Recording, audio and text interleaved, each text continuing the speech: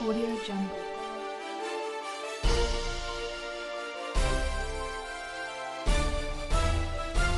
Audio Jungle.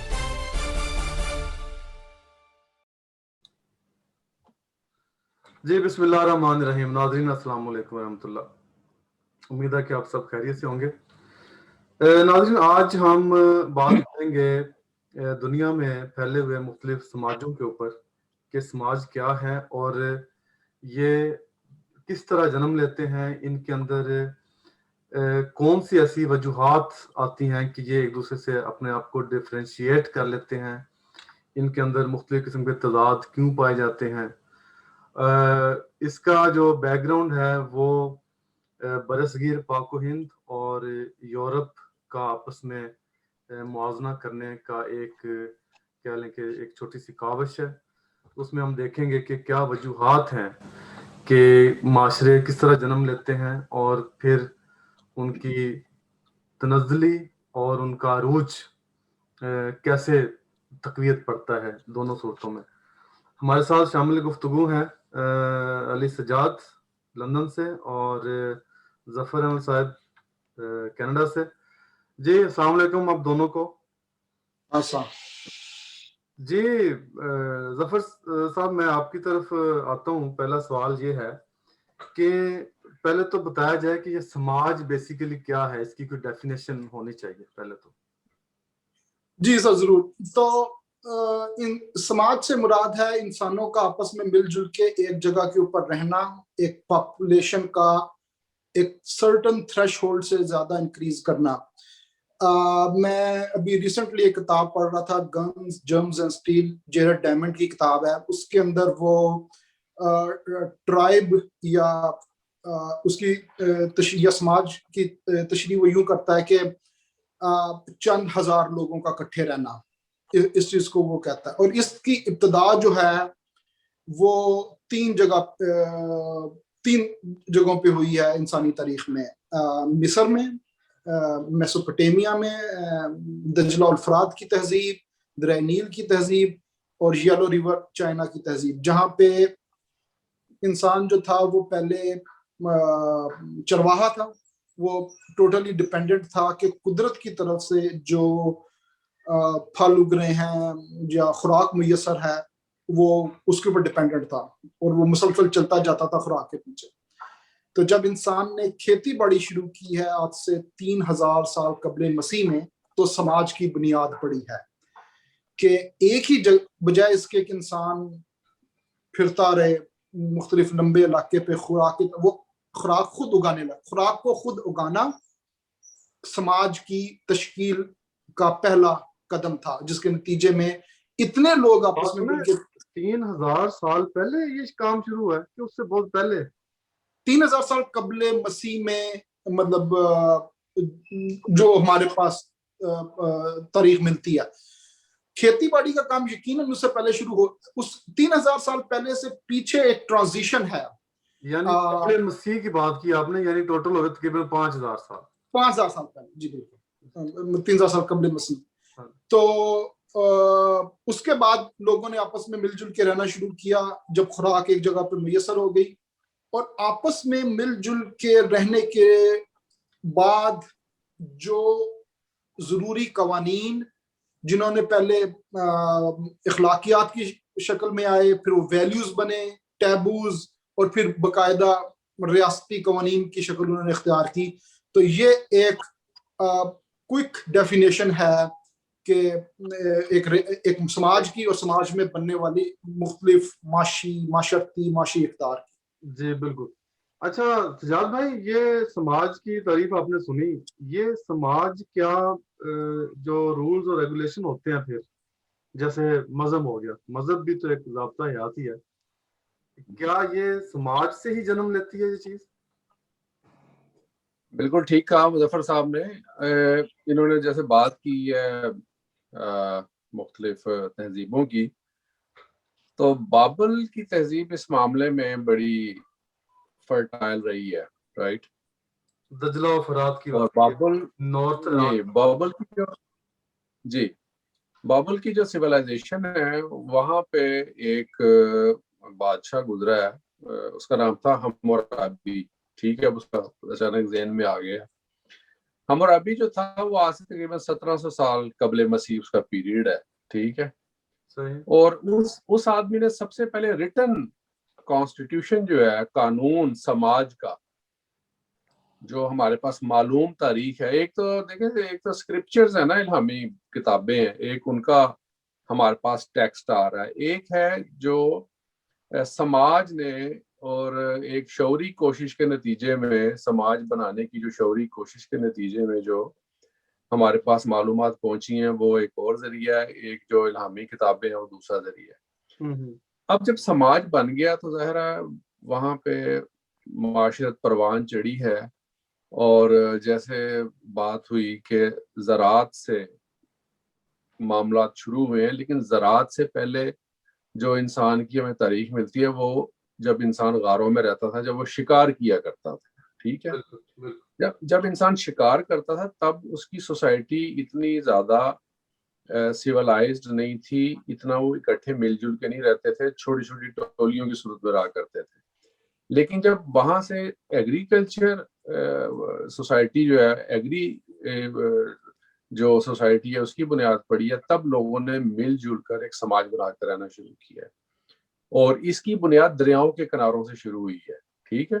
क्योंकि दरिया, पानी था, एग्रीकल्चर था, वो जो एक मार्च की लैंड होती है वहाँ पे ज़राअत निस्बतन आसान थी। इसी तरह दरिया सिंध के करीब हमें जो तहजीबें पुरानी मिलती हैं, चाहे वो डीजी कोट है और ये हड़प्पा मोहनजोदड़ो की तहजीबें हैं, और दरिया सिंध की जो वादी मेहरान की बड़ी कदीम तहजीब है, इस तरह वादी असवान रिवर के करीब असवान सिविलाइजेशन वो बड़ी कदीम तहजीब है, येलो रिवर की तहजीब बड़ी पुरानी है, तो ये अमेज़न की तहजीब बड़ी पुरानी है। तो ये पुरानी तहजीबें हमें दरियाओं के किनारे मिलती हैं, ठीक है।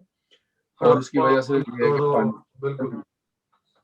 पानी की वजह से तो समाज ने वहां से बुनियाद रखी है बाहमी माशरत की, और हम्मुराबी ने 1700 साल कबले मसीह सबसे पहला उसने कानून दिया है, और वो कानून ज़ाहिर है उसकी नोयत थोड़ी सी डिफरेंट थी, लेकिन एक ज़ाब्ता कम से कम तय हो गया था तब तक कि लोगों ने आपस में किस तरह मिलजुल के रहना है, कायदे कवानीन क्या होंगे, जुराइम की सजा क्या होगी, रियासत का क्या किरदार होगा।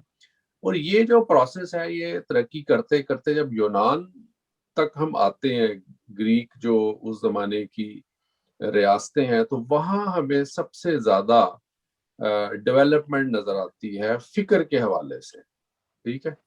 सही। तो वहाँ पे एक आदमी था, उसका नाम ड्रैको था, एक फलसफी था, उसने फलसफी भी था और हुक्मरान भी था। ड्रैको ने सबसे पहले जो कवानीन वहाँ वज़ा की वो बड़े सख्त थे, और उसमें अक्सर जुराइम की सजा जो थी वो मौत थी, ठीक है। तो इसलिए उसकी अक्सर सजाओं को, यानी जिनकी सजा मौत थी, इस वजह से ड्रैकोनियन लॉज आज भी एक मुहावरा मशहूर है कि भी ड्रैकोनियन लॉज है ये ना, यानी खतरनाक वजह से मशहूर। ठीक ठीक ठीक। उसी वजह से ड्रैकुला से ताल्लुक नहीं है इसका। ड्रैकुला मैं समझ गया, मुझे आज पता लगा इस चीज का। चलो अच्छी बात। ये ड्रैकुला से नहीं था इसका ताल्लुक। अच्छा। तो इस तरह वहां पे फिर समाज ने तरक्की की है। वहां पे फिर आप देखें कि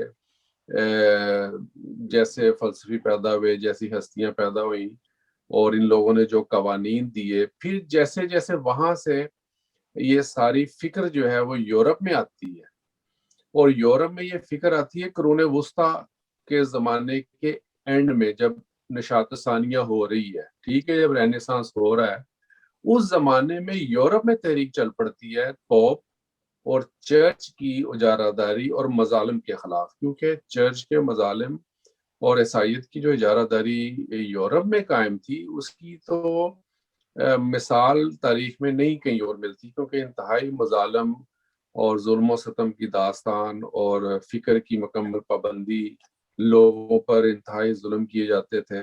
इसकी जिस पे इतनी लंबी हम बात करना चाहें कर सकते हैं, मैं एक मुख्तसर बात सिर्फ ये करूंगा कि लोगों को एक्सकम्युनिकेट कर देना, उनको सोसाइटी से निकाल देना, फतवे बिका करते थे। लूथर ने जो मूवमेंट चलाई थी वो बेसिकली उन फतवों के खिलाफ चलाई थी जो चर्च से लोग खरीद लिया करते थे, ठीक है। मसलन सर्टिफिकेट बिका करते थे कि इस आदमी की जिंदगी भी पारसा है और इसकी आखिरत भी माफ है। यानी इस किस्म के मफरत के फतवे जो थे ना वो चर्च बेचा करता था। तो ये वो जमाना जब आ गया यूरोप में चर्च के रूल की वजह से, तो इस बुनियाद से लोगों ने तंग आके सोचना शुरू कर दिया कि हमारा जो निज़ाम तालीम और फिक्र है वो चर्च के तसल्लुत से आज़ाद होनी चाहिए। तो इस वजह से लोगों ने फिर यूनानी फलसफियों की तरफ देखा कि ये जो तर्ज तालीम और फिक्र है ये सोच की आज़ादी के लिए बेहतरीन अक्सीर है, ना कि हम चर्च की तरफ देखें। तो उसको कहते हैं रेनेसांस के, जिसकी वजह से तालीम में इनके तरक्की हुई, और जब तालीम में तरक्की हुई तो फिर उसके आगे रास्ता खुल जाता है। बिल्कुल ठीक है, ये बहुत जबरदस्त आपने इसको जो है वो कंपाइल किया है, और मुझे ड्रैकोनियन लॉ की आज वैसे समझ लगी है। वैसे चूंकि उसके कानून सारे खूनी थे, मतलब आपने बताया कि वो सारी जनाब मौत की सजा दिया करता था, तो हो सकता है ड्रैकुला उसी से निकला हो, क्योंकि खून का शायद ताल्लुक। हाँ, ड्रैकुला उसी से उसी लफ्ज से आगे ड्रैकुला जो है खतरनाक मिथोलॉजी के और वाले खून पीने वाला, और वो क्योंकि वो शायद बहरहाल ये मेरी अपनी एक। लेकिन एक अगर ड्रैको था वहां पे तो एक सोलान भी एक बहुत मशहूर फलसफी गुजरा है जिसने फिर बहुत जिसे कहते हैं कि इंसानियत दोस्त कवानीन मुतारफ करवाए यूनान में, और उसने गुलामी के खिलाफ आवाज उठाई, डेमोक्रेसी के बारे में बात की। फिर वही सरजमीन है जिसने प्लेटो जैसे लोग पैदा किए, एरिस्टोटल जैसे लोग पैदा किए, सोक्रेटिस जैसे लोग पैदा किए, देवजास कल्बी जैसे पैदा किए। यानी एक लंबी तारीख है उसके बाद लोगों की। Great people, forever great people, Plato और सुकरात और दूसरे सारे। तो ये तो हो गया जी समाज, और इसकी बड़ी उम्दा आपने मिसालों के साथ वाज़े किया हमें समाज क्या होता है। लेकिन बाद में देखा गया कि समाज फिर जाकर तो कुछ चीजों में बट जाता है। ज़ाहिर मेरा ख्याल है शायद कि कुदरत का ये कानून है कि चीज जो है वो तकसीम होती है, जिसमें फिर जिम्मेदाराना समाज और सनती समाज का जिक्र किया जाता है। ये जफर भाई आप क्या समझते हैं, इन दोनों में क्या फर्क है, जिम्मेदाराना और सनती? रेनेसांस की मूवमेंट के बाद यूरोप में जो तजर्बाती इल्म की बुनियाद पड़ी है ना, वो सारी की सारी फाउंडेशन है रेडिकली डिफरेंट सोसाइटी की फ्रॉम एग्रेरियन सोसाइटी से। मैं थोड़ा सा एग्रेरियन सोसाइटी और इंडस्ट्रियल सोसाइटी के अंदर ना एक आइडियोलॉजिकल डिफरेंस बताने की कोशिश करता हूं। जो एग्रेरियन सोसाइटी है, अगर हम इल्मी या ज़हनी तौर पे कहें तो ये एक मिसालियत पसंद माशरा, और जो सनती माशरा है वो एक मादियत और अमली माशरा, प्रैक्टिकल है। अच्छा, इससे क्या मुराद है मेरी? इससे मुराद मेरी ये है कि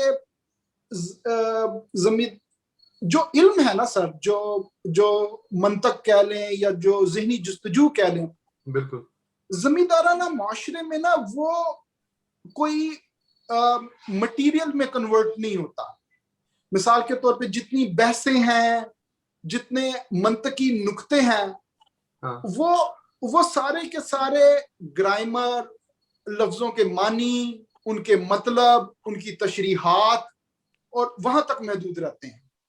जो सनती माशरा है उसके अंदर इल्म जो है वो बकायदा एक मटीरियल में कन्वर्ट होता है, और उस कन्वर्जन के मादी फवायद हासिल होने शुरू होते हैं। मैं एक मिसाल कोई आप प्रोडक्ट बनाते हैं, आप इल्म से कोई प्रोडक्ट बना दी, वो आप कह रहे हैं कि वो मादे में कन्वर्ट हो गया, आपका इल्म। इसकी बड़ी मशहूर मिसाल दी जाती है कि जब ये मंगोल हमला कर रहे थे बगदाद पे, तो बगदाद के उलमा ये बैठे आपस में मुनाजरा कर रहे थे कि सुई के नाके से कितने फरिश्ते गुजर सकते हैं। मैंने वैसे कव्वे की मिसाल सुनी है कि वो कह रहे थे कव्वा हलाल है कि हराम है।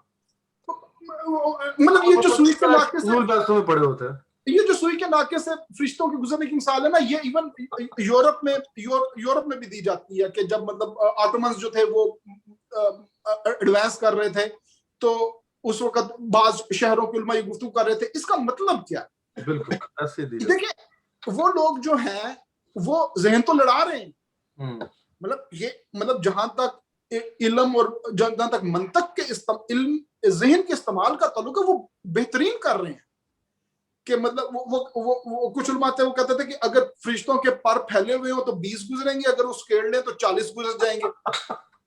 ठीक, यानी ठीक कर रहे हैं वो, पॉइंट है उनके पास। हाँ है, लेकिन ये इल्म भी है, मतलब अगर इल्म को हम मालूमात से तशबीह दें तो एक बंदे को ये नहीं पता कि सुई के नाके से कितने फरिश्ते गुजर सकते हैं, तो उसको ये बता देंगे जाके कि भाई जी जो अगर वो परों को समेट ले तो 40 गुजरे। लेकिन इस इल्म के नतीजे में क्या वो माशरा सरवाइव कर गया? क्या वो माशरा मंगोलों की उस इन्वेजन से बच गया? ऑन द अदर हैंड अगर हम ये जो तजर्बाती इल्म की बुनियाद पड़ी है यूरोप में रेनेसांस के बाद, वो जितना भी इल्म है, चाहे वो तोप खाने का इल्म हो, ये जहाजरानी का इल्म हो,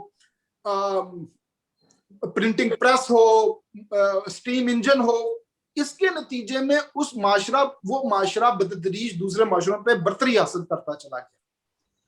तो ये इल्म का एक मतलब मैं एक ना आइडियोलॉजिकल फर्क बताने की कोशिश कर रहा हूँ। बिल्कुल जबरदस्त फर्क बताया, बिल्कुल कि एक जमींदाराना माशरे के अंदर इल्म जो है वो मादियत में नहीं ढलता। अच्छा, उसकी वजह बहुत मजे की है। उसकी वजह यह है कि एक जमींदाराना माशरे के अंदर जो पैदावारी जराए हैं, जहां से सारी जो एक जमींदार माशरे, अच्छा जब हम जमींदाराना माशरे की बात कर रहे हैं तो हमें ना बिल्कुल 2000 साल पीछे जाना पड़ेगा खालसतन जमींदाराना माशरे के ऊपर, कि जिसके अंदर एक जगीरदार है, एक बादशाह है, जमीन उसकी मलकियत है, अवाम उसकी राया है, अनाज उगता है उसमें उसने बंदे रखे हुए हैं, और जो सारे उसका मालिक वो बादशाह है। तो अगर कोई इल्म तख्लीक भी कर ले वहां पे, उसको उसके इल्म का कोई फायदा नहीं मिलेगा, उसका सोशियो इकोनॉमिक स्टेटस बेहतर नहीं होगा। लेकिन एक सनती माशरे के अंदर जब कोई तख्लीक करता है तो उसकी तख्लीक का सिला मादियत की सूरत में मिलता है। ये जो मादी फवायद जो सनती माशरे में हासिल हैं और जमींदाराना माशरे में हासिल नहीं है, वो ये बुनियादी एक फर्क को वाजे करते हैं दोनों माशरत के अंदर। ये हो गया फर्क, बिल्कुल सही है। अच्छा, अब मेरे ज़हन में जो सवाल ये आ रहा है कि ये जब हम सजाद भाई आपसे मैं पूछना चाहूंगा कि बरसगीर पाको हिंद में क्या चल रहा था जबकि वो सुना जाता है मेरे नाक़िस इल्म के मुताबिक कि वो जहां वो ताजमहल बना रहे थे, इतनी जबरदस्त टेक्नोलॉजी थी, उधर क्या क्या चीज की कमी रहेगी? हालांकि उनके पास भी इल्म था, तो इस तरह की बिल्डिंग्स उन्होंने बनाई जो कि आज भी कह रहे हैं कि अजूबों में शुमार होती हैं, और उनका आर्किटेक्ट कमाल का है। और वो भी एक सोच थी, क्या वो जिम्मेदाराना समाज की सोच थी? फिर वो आगे क्यों ना बढ़ सकी, जबकि दूसरी तरफ यूरोप में वो जो सनती माशरा था, मतलब ये क्या उधर सनत नहीं आ सकी या क्या नहीं, क्या डिफरेंस हुआ? हाँ, इसको अच्छा बहुत जबरदस्त कंपैरिजन है। मैं इस बात को थोड़ा सा ना पीछे से दोबारा शुरू करना चाहता हूँ। अभी यूरोप की बात हो रही थी, जफर साहब ने बात की ना, जैसे इंडस्ट्रियल और एग्रीकल्चर इकोनॉमी और सोसाइटी के हवाले से। मैं उसको थोड़ा सा 4-5 उसके मैं हेडिंग्स में उसको कन्वे करने के बाद फिर उसी चीज को हम शिफ्ट करते हैं अपनी तरफ कि यहाँ क्यों नहीं हुआ और यहाँ क्यों हो गया। राइट, असल तो बुनियादी पॉइंट हमारा ही है, क्योंकि हमने अपने मसाइल देखना है कि लेकिन हम ये देखते हैं कि जो प्रोसेस, क्योंकि हमारे सामने यूरोप की मिसाल एक डेवलप्ड सोसाइटी की मिसाल है, ये हमारे सामने एक आइडियल इस तरह बन चुका है कि ये सोसाइटी बेहतरीन परफॉर्मर है इस वक्त, तो ये क्यों है? ठीक है, इसलिए हम उस सारे ट्रैक को देखते हैं कि कौन से ऐसे स्टेप्स थे जिनकी वजह से ये लोग इस मुकाम तक पहुंचे और हम लोग क्यों अभी तक दुनियावी तरक्की के हवाले से बहुत पीछे हैं। देखिए, जैसे 4 बातें थी, रेनेसांस, उसके बाद था रेफॉर्मेशंस। रेनेसांस की जैसे मैंने बात की, करूने ओला से जो नशात सानिया का जमाना है, दुनिया तंग पड़ गई यूरोप में, चर्च की बेज़ाब्तगियों की वजह से, इनकी करप्शन की वजह से दुनिया तंग पड़ गई, ठीक है। और किताबें लिखी जाती थी यूरोप में, यानी गो के चर्च का बहुत कंट्रोल था, लेकिन इसके बावजूद बुक्स लिखी जाती थी। जब जमाना आता है रेफर्मेशंस का, यानी इस्लाही तहरीकों का, इस्लाही तहरीकें चली हैं ईसाइयत के अंदर से ही, वो कोई इनकलाब भी तहरीकें नहीं थी, ये लोग भी मजहबी ही थे, लूथर जैसे लोग मजहबी ही थे। ये कहते थे आप क्रिश्चियनिटी को उसके ओरिजिनल रिफॉर्म्स में, ओरिजिनल हालत में दोबारा इंप्लीमेंट करें, ठीक है।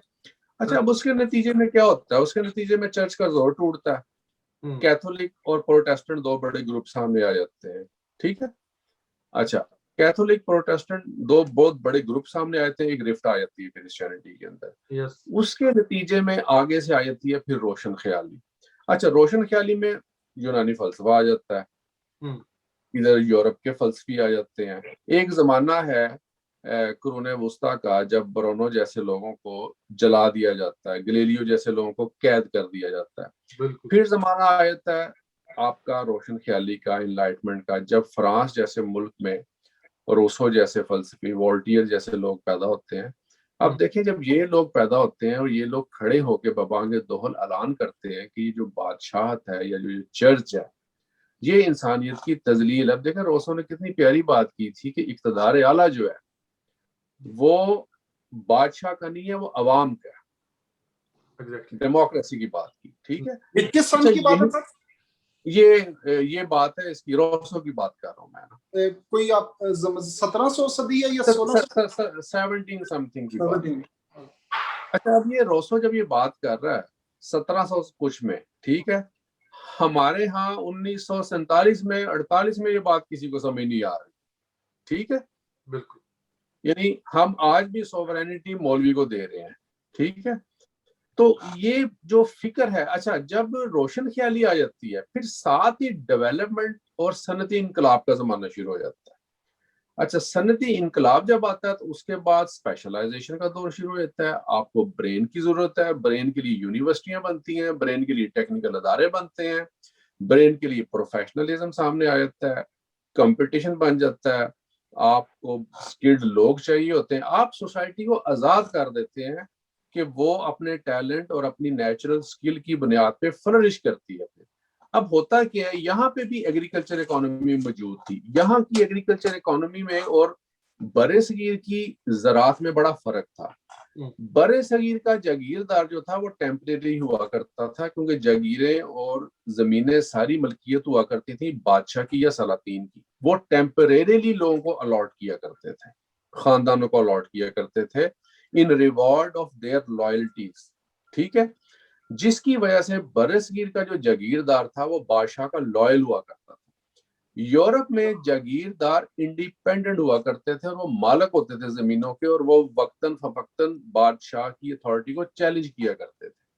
यहाँ पे छोटे ग्रुप थे, छोटे मुल्क थे, यहाँ पे मैसेज जो था वो बहुत जल्दी कन्वे हो जाया करता था दूसरे मुल्क में। मसलन रोसो ने एक बात की है, वॉल्टियर ने एक बात की है, फ्रांस के जो फलसफी हैं, जो जर्मनी के मशहूर फलसफी हैं, उन लोगों ने जो बातें की हैं, स्पिनोजा जैसे लोग जो हॉलैंड में थे, इन्होंने जो बातें की हैं, इन सब की बातों को पूरे यूरोप में एक्सेप्ट किया जाता था।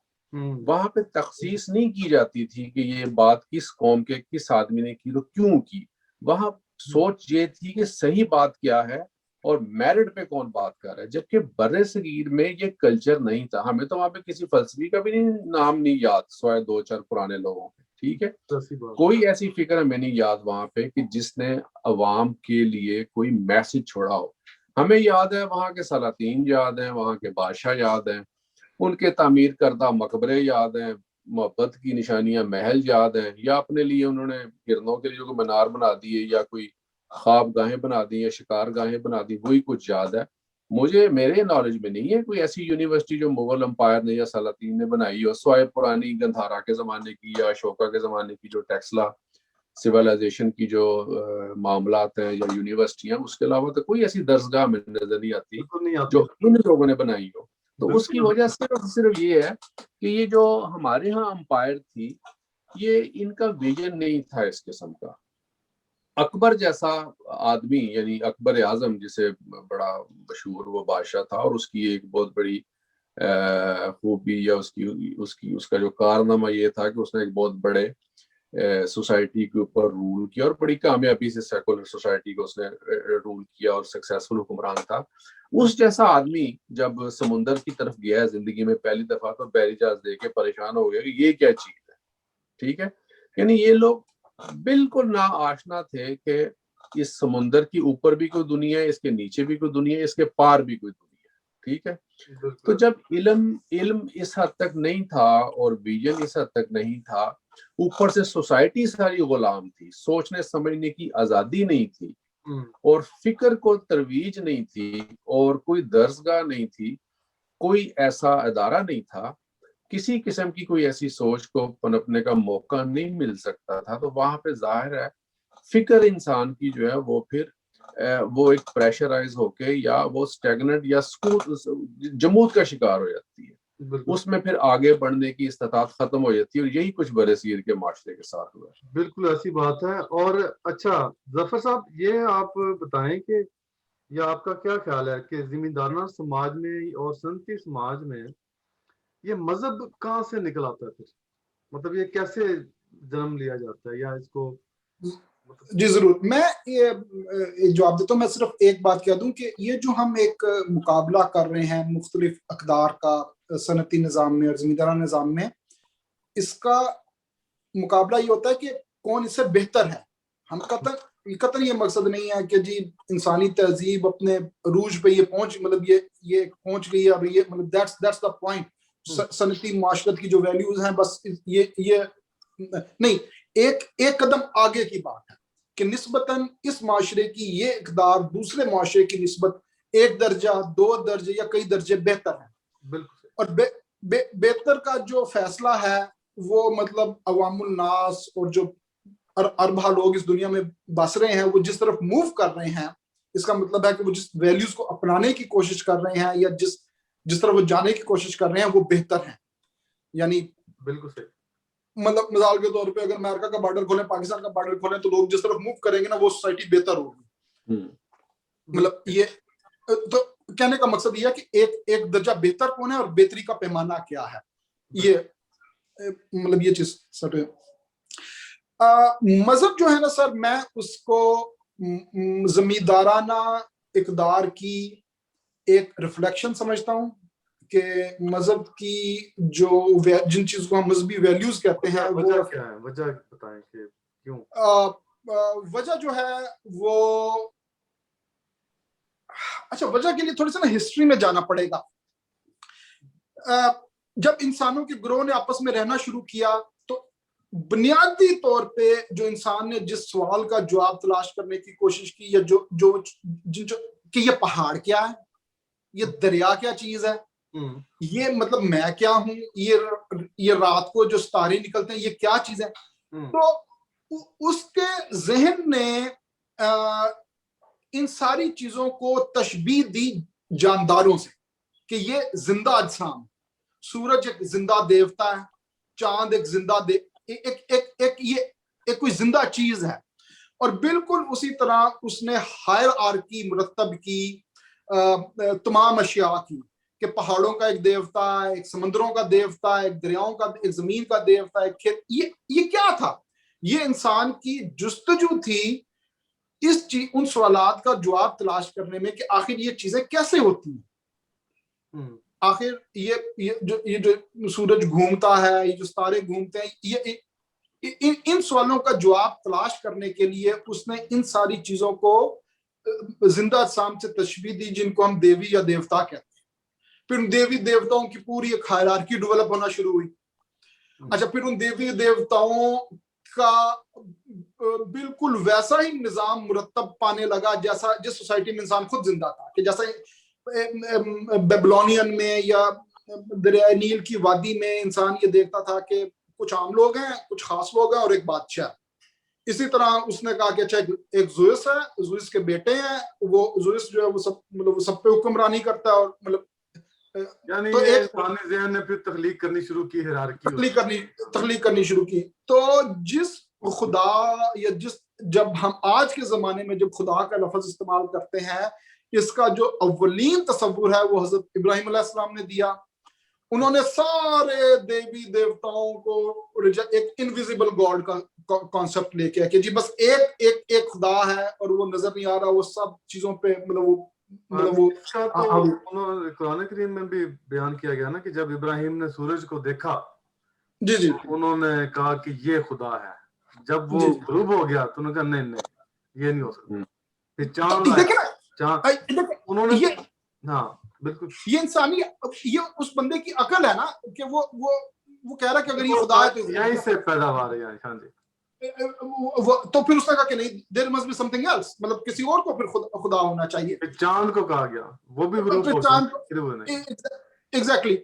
तो उसके बाद जिस चीज को हम मजहब कह रहे हैं, एक देखें थोड़ा सा सेपरेट करें, एक खुदा है, उसके बाद एक मजहब है और फिर माशरत है। तो जो सारा का सारा मजहब का फ्रेमवर्क है, ये असल में बिल्कुल वही वैल्यूज हैं जो उस वक्त की मुरवजा माशरती इकदार थी। फर्क सिर्फ इतना है कि अगर पहले ये कहा जाता था कि जुइस के नाम पे मैं ये करता हूं या मतलब फलाने देवता के नाम पे करता हूं, अब ये कहा जाना कि मैं खुदा के नाम पे ये करता हूं।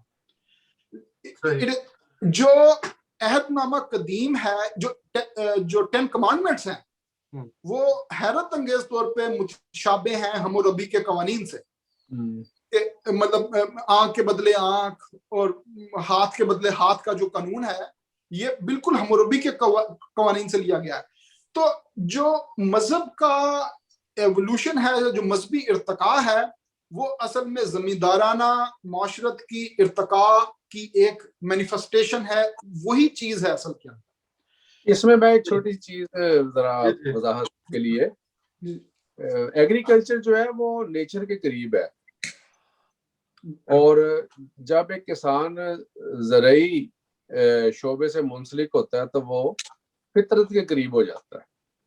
ठीक है। और फितरत के करीब होने से मुराद ये है कि उसे वक्त पे बारिश चाहिए, उसे अपनी फसल उठाने के लिए आइडियल वेदर की जरूरत है, उसे फसल की प्रोटेक्शन के लिए एक आइडियल एनवायरनमेंट की जरूरत है। उस जमाने में ज़ाहिर है कि स्प्रे और एग्रीकल्चर के लिए वो अपना आपाशी का निज़ाम, अब इन सब चीजों के लिए वो जिस चीज का सहारा लेता था वो मनते मानता था, नज़ीर आज़म की पूजा करता था जिसे सूरज देवता कहा जाता था, और मुख्तलिफ देवता थे जिनकी वो इस हवाले से पूजा किया करता था। तो ये बिल्कुल दुरुस्त बात है कि ज़रई माशरा जो था, इसने इंसान को अनदेखी ताकतों का मोहताज बना दिया और इंसान ने जुस्तजू शुरू कर दी उस हस्ती की या एक खुदा की या एक अपने क्रिएचर की, जिसके साथ कम्युनिकेशन के नतीजे में वो अपने आप को और अपनी फसल को सिक्योर कर सके। बिल्कुल सही है। ये यानी कि इंसान की अपनी अंदर से एक जरूरत फूटी कि मैं किसी को या तो मोरद इल्जाम ठहरा सकूं या उससे मैं मदद ले सकूं, या तो देखिए ये शौरी इसके मामले में बहुत सारी बातें हुई है। हाँ जी। शौरी और लाशौरी दो कोशिशें हैं कि क्या इंसान ने ये कोशिश लाशौरी, देखिए हमारे पास इंसान की जो मालूम तारीख है वो 7000 साल पुरानी भी नहीं है। हाँ जी। जबकि इंसान लाखों साल से जमीन पे मौजूद है।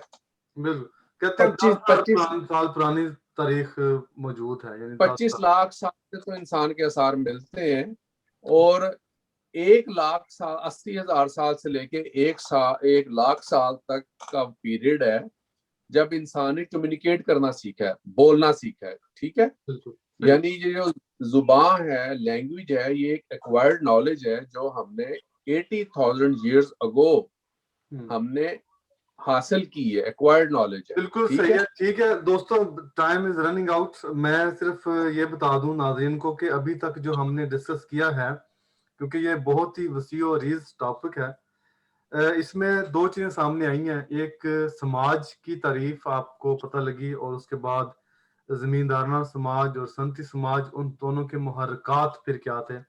जमींदाराना समाज में क्या क्या चैलेंजेस थे और सनती समाज में क्या, उसके बाद क्या क्या जो है पैदा हुए शख्सियात जिन्होंने मुख्तलिफ जावियों से समाज को देखा। इस पर अब आगे भी कई सवालात निकलते हैं जिसमें कि इनकी माशरती, अखलाकी और माशी इक़दार है, उनका भी हमने तो अभी जायजा लेना है, लेकिन इसका हम लेंगे जायजा इंशाल्लाह अगली किस्त में। तब तक के लिए इजाजत, अल्लाह हाफिज, अस्सलाम वालेकुम। आप दोनों का बहुत बहुत शुक्रिया जी।